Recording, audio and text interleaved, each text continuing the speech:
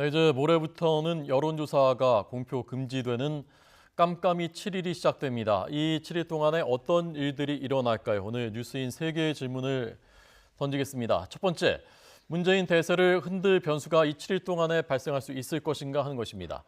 두 번째, 홍준표 후보, 지금 2위를 향해서 치고 올라가고 있습니다. 홍준표 후보의 목표는 1위인가 아니면 2위인가 짚어보겠습니다. 세 번째, 이렇게 판도가 변하면서 이번에는 한쪽으로 몰아주지 않을 것 같았던 영남과 호남 주민들의 유권자들의 전략적 선택은 과연 어떤 선택이 내려질 것인가 짚어보겠습니다. 전문가 두 분을 초대했습니다. 최진 대통령 리더십 연구원장 그리고 김병민 경희대 객원 교수 나와 있습니다. 안녕하십니까? 네, 안녕하십니까? 안녕하십니까? 자, 들으신 3개의 질문. 첫 번째 질문입니다. 문재인 대세론을 흔들 변수가 나올 수 있을 것인가? 최 원장님 먼저 어떻게 보십니까?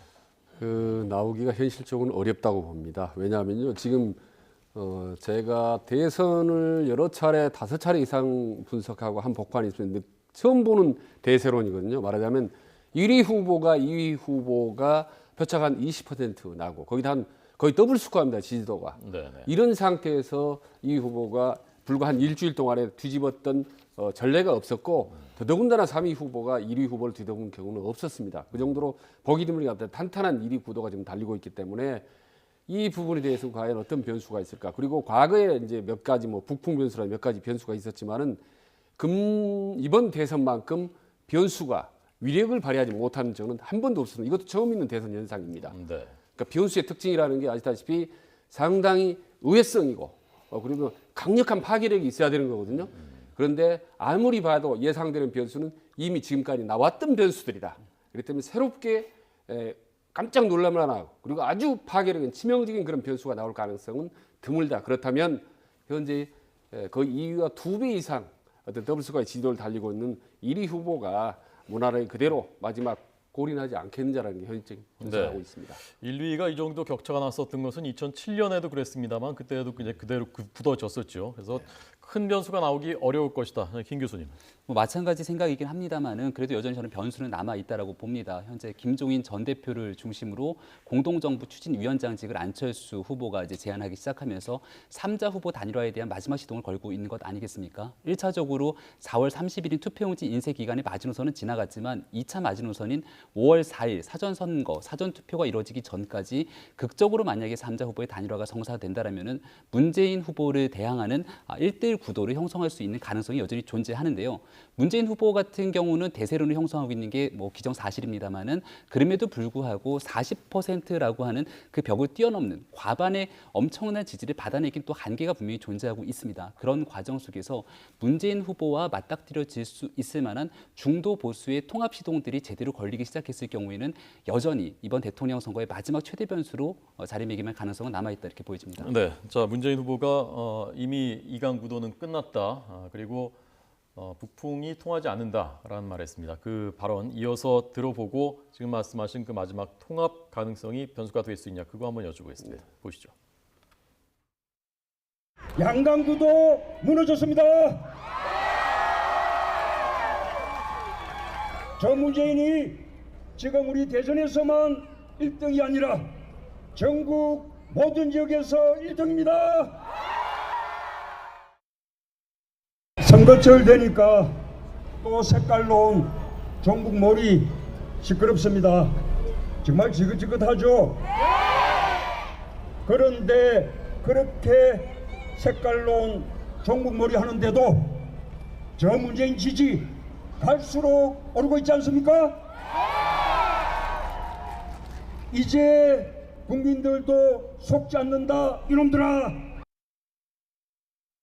네, 평소 쓰던 단어나 톤, 말의 톤하고 좀 달라지고 있는 것 같은 양상입니다. 제가 느끼기에는 자신감 표현이니까 어떻게 들으셨습니까?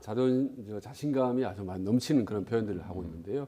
저는 이번 대선의 막판 변수로 이제 단일화 변수, 북풍 변수, 그리고 TV 변수, 토론 변수 이 세 가지를 잡았는데 그 변수의 영향력은 있죠, 당연히. 다만 저는 이제 극히 미비하다는 거고 아까 TV 변수는 토론 변수는 이미 이제 그 부분은 거의 이제 막을 내렸다고 봅니다. 그 부분에 대해서는 두 가지인데 단일화 변수, 북풍 변수는 사실 정치 공학적인 변수입니다. 이게 과거 이제 군사 정권 시대나 혹은 이제 권위주의 시절 때는 상당히 위력을 발휘했었죠.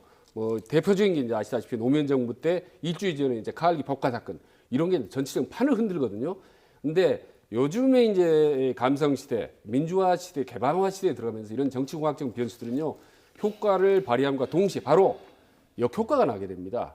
그게 항상 상쇄하게 되는 거죠. 그러니까 그걸 가지고 싹 쏠리는 사람이 있지만 동시에 거기에 대해서 반감을 갖는 사람이 생기게 마련이거든요.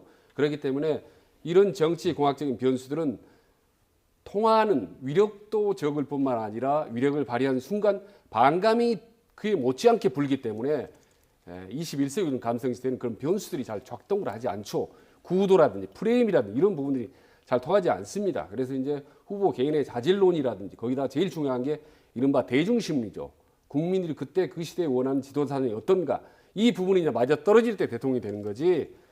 이 그런 변수들이 과거처럼 큰 판을 하루 이틀 사이에 완전히 뒤집는 그런 경우는 이제 시대가 이제 지난 거죠. 네, 덧붙이실 말씀 있습니다. 네, 이 극적인 효과라는 측면을 바라봤을 때는 저는 이제 마지막까지 가능성이 좀 남아있다고 보는 이유 중에 하나가 과거 같은 경우에는 불과 한 일주일 전까지만 하더라도 안철수 후보가 문재인 후보가 거의 양강 구도를 형성하지 않았습니까?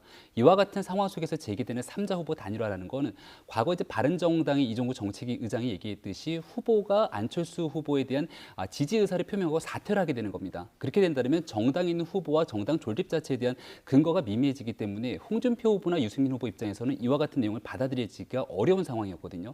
근데 최근에 있는 여론조사의 상황, 아마 이제 내일자 여론조사가 거의 마지막이 될 수 있겠는데 이와 같은 상황 속에서 홍준표 후보와 안철수 후보의 차이가 거의 없을 정도로 비등비등해진 상황이 오게 된 겁니다. 말 그대로 이와 같은 형태로서 오자구도 속에 선거를 치르게 되면 문재인 후보의 당선이 거의 유력하게 되는 상황이고요.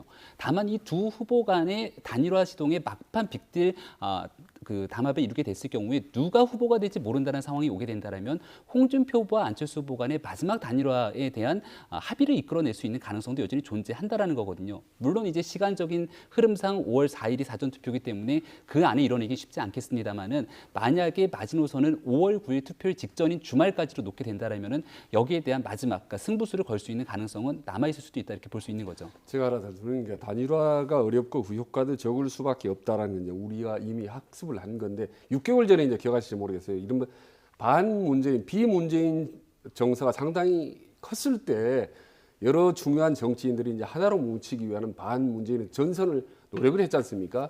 그게 일종의 이제 후보 단일화는 연대의 전 단계였죠. 아시다시피 이제 제3지대론 빅텐트였지 않습니까? 그게 결국은 반기부터 시작해서 결국은 번번이 실패를 했습니다. 그게 왜냐하면요, 국민들이 그런 부분들이 인위적인 정치 공학적인 연대 이 부분에 대해서는 더 이상 힘을 실어주지 않거든요.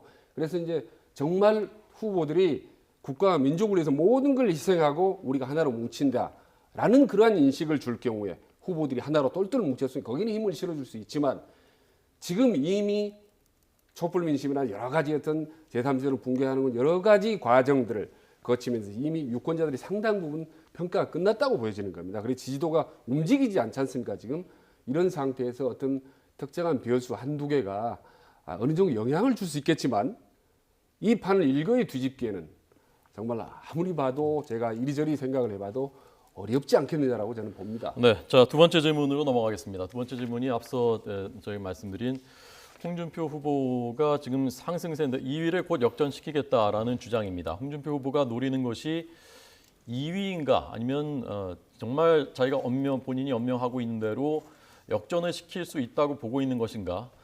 자, 이 부분 먼저 김 교수님에게. 네, 홍준표 후보는 일단은 1차적인 목표를 달성했다고 봐도 무방할 겁니다.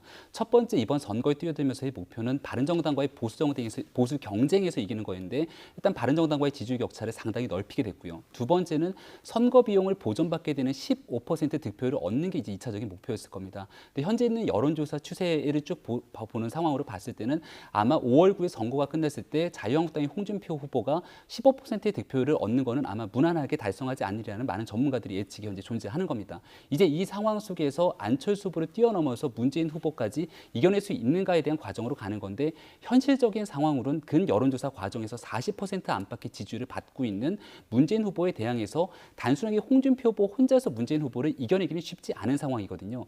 다만 이와 같은 상황에서 본인이 문재인 후보와의 대항을 통해 이겨낼 수 있다는 가능성을 꾸준하게 전략적으로 전언하고 안철수 후보를 뛰어넘게 되는 2등으로 의미 있는 2등으로 선거 결과를 자리매김하게 됐을 경우에는 대통령 선거 이후의 정치 지형에서 주도권을 갖고 갈 수 있기 때문에 현재 홍준표 후보, 자유한국당의 홍준표 후보 입장에서는 사실 잃을 게 없는 선거를 치르고 있다 이런 생각이 듭니다. 최 원장님.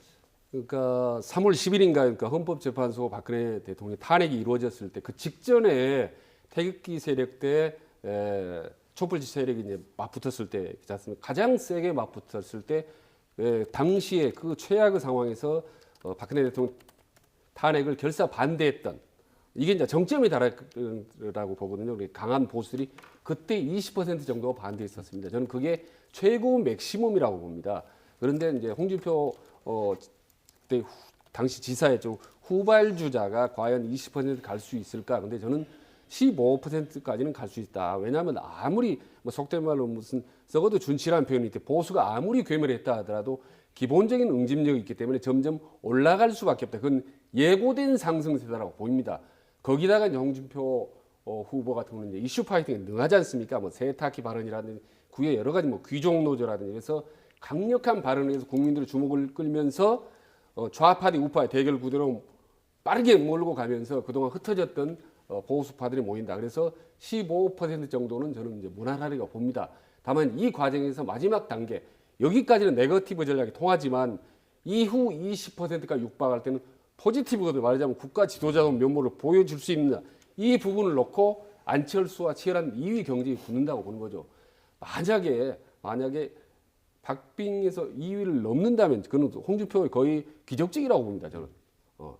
거기까지만 가도 여기까지 온 것만은 놀라운 선전이라고 보는 거고 그래서 저는 2위를 놓고 안철수, 홍준표 두 후보가 어떤 치열한 어떤 박빙 어떤 경쟁을 벌이는 그런 상황이 저는 올 수 있다고는 봅니다. 네, 덧붙이실 말씀 있습니까? 뭐 홍준표 후보는 굉장히 영리한 선거 전략을 짜고 있는 게 분명해 보이고요. 일단은 토론회 이후로 홍준표 후보의 지지율이 급상승하기 시작하는 겁니다. 분명히 문재인 후보와의 1대1 구도 과정에서 좌파 우파의 선명성 경쟁을 노리기 위한 여러 가지 전략들을 구사했는데 이 과정에서 안철수 후보가 폭넓은 중도로서의 포지션을 넓게 만들기 위한 전략을 취하다 보니까 이 두 선명성 경쟁 속에 안 후보가 치게 되는 상황이 발생한 거거든요. 그러니까 결과론적인 과정으로 보게 됐을 경우는 홍준표 후보 입장에서는 본인의 지지율을 끌어당기는 데 성공을 하게 됐겠지만 만약에 문재인 후보를 저지하기 위한 폭넓은 반문연대 상태로서의 선거 전략을 구사했다면 여기에는 조금 애매한 선거 전략으로서 문재인 후보의 당선에 기여하는 것이 아니냐라고 하는 뭐 반대급부적인 그런 해석을 하는 사람들도 분명히 존재할 겁니다. 저는 이제 홍준표 후보가 상당히 상승세를 할 수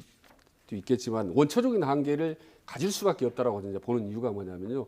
요번이 사실 이제 보궐선거 대선 아닙니까? 왜 치러진 겁니까? 이게 어떻게 보면 대통령 박근혜 전 대통령이나 최순실 국정농단 사태 때문에 이루어진 거 아닙니까? 거기다가 이런 부분에 대한 국민들이 이제 반감이 워낙 크기 때문에 사실 정권 교체 열망이 큰 거죠. 이게 어떻게 보면 이번 대선의 어떤 시대적 흐름이나 다름없거든요. 그런데 홍준표 후보는 이 부분에 대해서 전면적으로 사실 거스르고 있는 거 아닙니까?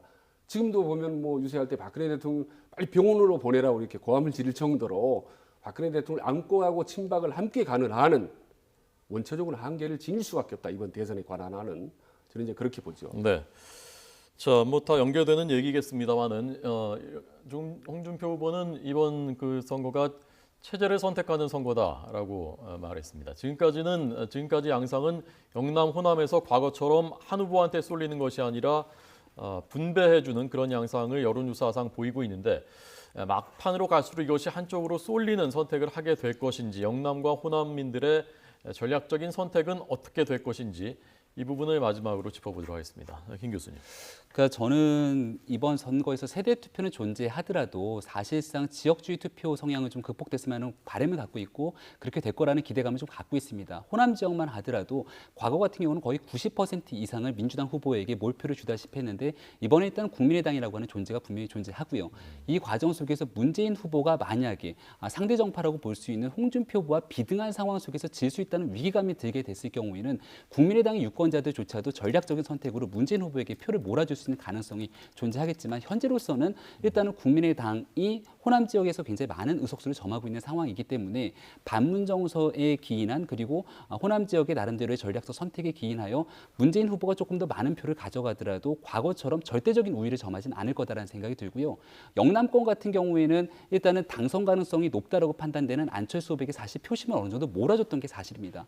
근데 시간이 지나면 지날수록 특히나 토론회 과정을 지켜보면서 안철수 후보가 전통적인 보수적인 이념들을 대변하지 못한다라는 판단이 들고 이 과정에서 문재인 후보에 대항해서 이길 수 있다라는 가능성들이 좀 줄어들기 시작하는 순간 영남 지역 유권자들은 그럴 바에는 차라리 우리가 보수 정당의 명맥이라도 이어질 수 있도록 홍준표 후보에게 표를 몰아주자라는 심리가 존재하는데 여기서도 저는 완벽한 몰표적인 성향은 없을 거라고 보는 게 과거와 다르게 젊은 층들의 유권자들 입장에서는 최순실 국정농단 사건에 실망하는 유권자들은 특히나 문재인 후보에게도 표를 몰아주는 형상이 발생하고요. 그리고 노년층의 경우에는 홍준표 후보에게 표를 몰아주겠지만 또 중년층 입장에서는 합리적인 중도를 선택하는 안철수 후보에게도 표가 분산될 수 있거든요. 따라서 영호남 지역에서 과거와 같이 한쪽 정파와 정당으로 쏠림 현상이 일어나는 부분들은 적어도 이번 선거에서 발견하기 좀 어렵지 않을까 생각이 됩니다. 네. 저는 이제 주로 호남에 대해서 말씀드리자면 지금 처음 치러보는 형태의 선거입니다. 사실은 특히 대선 같은 경우에 호남에 기반을 둔 두 후보가 나온 경우는 처음입니다. 그렇기 때문에 호남 사람들도 상당히 방금 질문하신 그 부분에 대해서 스스로 궁금해하고 있거든요. 본인들도 네. 과연 봤을 경우 어떤 결과가 나올지 이제 궁금해하고 있는데 그 전에는 아시다시피 10대 0 구도였습니다. 거의 그다음 이제 잘하면 9대 1일 정도로 봐주면 그 정도로 보는데 지금 호남 사람들이 스스로 이렇게 국민의당이라든가 민주당 사람들 보면은 한 6대 4 정도로 지금 보고 있습니다. 현재 피부로 느끼는 구도가. 근데 사실 상당히 견고합니다. 이게 그러니까 문재인의 6과 안철수의 4, 이 구도가 호남에서는 아주 견고한데 이제 이게 견고하게 완전히 굳어졌을 경우에 이른바 전략적 투표. 이미 완전히 문재인 우세로 굳어졌기 때문에 이제는 그냥 문재인을 밀어주자라는 식의 심리가 작동해서 마지막에 확 쏠림 현상이 나올 수도 있습니다. 다만 그렇다 하더라도 과거처럼 8대 2나든지 보통 9대 1 이런 정도 원사이드하게 가지는 않을 거라고 봅니다. 그러니까 말하자면 7대 3 정도로만 가더라도 엄청나게 놀라운 변화라고 보는 거죠. 호남에서 완전히. 지금 거의 전 의석을 국민의당이 석권하고 있지 않습니까? 광주 전남북에 이런 상태에서 원내 의석이 거의 없는 문재인 후보 쪽에서 만약에 7대 3 정도로 했다 하면 이거는 거의 완벽한 완승이라고 볼 수가 있는 거죠. 네. 영남은 어떻게 보십니까? 영남 같은 경우 사실은 결국은 저는 본래대로 보수 본래대로 돌아갈 수밖에 없다라고 저는 일찌감치 봤습니다. 그렇기 때문에 한때 안철수 후보가 1위를 다루기는 했지만은 다시 지금 거기 복귀하지 않습니까? 그래서 다시 홍준표 후보가 결국은 대구에서 1위를 하지 않을까라고 봅니다. 다만 과거처럼 정말 거의 7대 3 정도로 우세했지 않습니까? 그 정도는 가지 않고 저는 최소한 5% 정도 가고 잘해야 6 정도 가고 나머지 5% 4를 가지고 문재인과 안철수 후보가 저는 날아가는 거라고 보는 거죠. 거의 그러니까 이른바 신삼국지 구도가 대구 경북에 처음으로 만들어지는 거죠. 사실은 이번 선거 과정에서. 그러니까 과거에 비하면 격세지감을 느낄 정도로 대구에서도 엄청난 변화가 일어나고 있는 겁니다. 네, 그러니까 홍준표 후보가 50%에서 60% 정도 나머지를 두 후보가 나눠 간다는 게 대구 경북 말씀하신 거죠? 네, 그렇습니다. 부산 경남 빼고. 예, 그렇습니다. 대구. 그 부산 경남은 어떻게 보십니까? 그러니까 PK 지역은 이번에 문재인 후보의 약진이 아마 굉장히 두드러질 거로 보여집니다. 일단은 지난번 4.13 총선 과정에서도 더불어민주당이 의미 있는 의석들을 확보하는 그 전진 교두보적인 의미들을 가져갔다라고 볼 수 있고요. 특히나 최순실 국정농단 사건을 계기로 과거와 같이 이제 한쪽 정파에 몰아졌던 선거의 방식들이 많이 변하고 있는 곳 중에 하나가 바로 이 부산 경남 지역이기 때문에 이 지역에서는 마찬가지로 일단은 문재인 후보가 어느 정도 선전하는 모습들이 분명히 존재할 것이고요. 따라서 아까 이제 영남 지역에서의 과거처럼 홍준표 후보가 7대 3과 같은 압도적인 우위를 점하기가 어려운 부분이 그렇다 할지라도 홍준표 후보에게 몰리는 표심들이 존재하더라도 이게 후보 단일화가 존재하지 않는 이상은 사실 젊은 층들의 지지율들의 추이를 보게 됐을 경우에 홍준표 후보의 여론조사 수치 득표 현황은 굉장히 좀 참담하다 싶을 정도로 수치가 나오지 않습니다. 말 그대로 20대에서 40대까지의 유권자들 입장에서는 안철수 후보에게도 꽤 많은 지지를 보낼 가능성이 있기 때문에 영남 지역의 표심은 굉장히 다양한 정당으로 갈리게 될 수 있는 확률이 여전히 높게 나타난다고 보여집니다. 네. 최 원장님은 요즘 그 지인들이나 누구 만나서 얘기하면 대선 얘기하면 무슨 얘기들, 누구 얘기들을 제일 많이 하던가요? 뭐 문재인 얘기를 당연히 하죠. 그리고 문재인 안철수 얘기를 좀 많이 하죠. 그리고 이제 마지막 변수가 있겠느냐, 그 단일화 얘기를 많이 합니다. 거의 북풍이라는 이런 얘기는 의외로 하지를 않습니다. 사실은 단일화했을 때 어느 정도 파괴력이 있을 것인가라고 보는 건데 그 부분에 대한 그 이제 질문을 하는 사람도 이제 그게 과거만큼 크게 위력을 발휘하기 어렵고 실제로 또 그렇게 뭉치기도 힘들 거라고 봅니다. 다만 이제 흥미롭게 상당히 이제 이렇게 재미난 얘기거리는 사실 이제 단연 이제 홍준표 후보의 그런 사이다 발언들, 톡톡 튀는 이런 발언들에 대해서 이제 웃으면서 얘기를 하는 건데요. 솔직히 정말 완전히 객관적인 입장에서 이제 다드득 강조해서 이제 말씀드리면 거의 그렇게 이제 많이 좀 대세가 이미 기울었지 않느냐라고 많이 이제 보는 것 같고 오히려 그 이후에 어떤 상황이 전개될지 정말 어렵고 정말 쉽지 않은 상황이다. 이거를 어떻게 헤쳐 나갈 것이냐, 통합이 정말 중요하다 이런 얘기들을 이제 많이 합니다. 네. 자, 이제 내일까지는 여론조사를 공표할 수 있고 그리고 모레부터는 여론조사를 공표할 수 없고 2일까지 공표했었던 것은 그 뒤로도 물론 다시 인용할 수 있습니다만 그리고 4일, 5일부터는 사전투표 시작되고요. 자, 마지막으로 이제 좀 젊은 축에 속하시는데 젊은 층이신데 주위에서 무슨 얘기들 대선에 대해서 많이 하던가요? 사실 대선에 별 관심이 없다라고 생각이 드는 것 같고요. 어느 정도 좀 대세가 기울어져 있다라고 판단이 되는 것 같은데 저는 마지막 변수 중에 하나로서 지금 현재 우리가 거론하지 않고 있는 두 개 정당 얘기를 좀 하고 싶어요. 첫 번째는 바른정당이고 두 번째는 정의당의 심상정 후보인데 젊은 층들 입장에서는 토론회에 대한 얘기를 참 많이 합니다. 근데 그 토론회 결과 정의당의 심상정 후보의 약진이 두드러졌다라고 해서 나 이번에 심상정을 찍으래라고 생각하는 20대, 30대 젊은 층들이 많이 두드러진다는 거죠. 근데 이러한 표심들은 결국 어디에 표를 잠식하냐면 문재인 후보의 표심을 잠식하게 되는 현상이 존재한다라는 거기 때문에 지금 더불어민주당 입장에서 마지막 변수로서 고민해야 되는 게 심상정 후보가 어디까지 약진할 것인가에 대한 고민을 하고 있는 거고 마지막 바른정당 얘기를 드린 거는 현재 유승민 후보가 참 좋은 토론을 선전했음에도 불구하고 지지율이 오르지 않고 있는데 현재 이은재 의원이 탈당을 해버렸고 홍문표 의원을 비롯한 바른정당 내 의원들이 고민하고 있다는 건데 막판 바른정당이 고민을 통해 갖고서는 바른정당이 만약 보수정당의 단일화라든지 여러 가지 변수의 카드로서 존재하게 됐을 경우에 마지막 남은 이 대통령 선거의 판을 좀 흔들 수 있는 미미하지만 변수가 될 수도 있다는 생각이 듭니다. 예. 농담인데 유승민 후보랑 좀 비슷하시네요, 이미지가. 그런가요? 머리 스타일도 하고. 네, 알겠습니다. 농담입니다. 아까도 말씀드렸지만 지금 뭐 보도를 보면 뭐 박근혜 전 대통령 재판을 받고 있는 관련된 뭐 기사들이 간간히 나오긴 한데 이번 같은 그런 워낙 박근혜 대통령 그런 검은 그림자가 전국적으로 널리 퍼져 있기 때문에 아마 그런 국민적 욕구가 한번 바꿔보자 말이죠. 이런 부분들이 정말 견고하고 크다, 너무나 크다라는 그런 거를 제가 일선에서 피부로 느낍니다. 네, 자 여기까지 듣겠습니다. 최재인 원장님, 김병민 교수님 잘 들었습니다. 고맙습니다.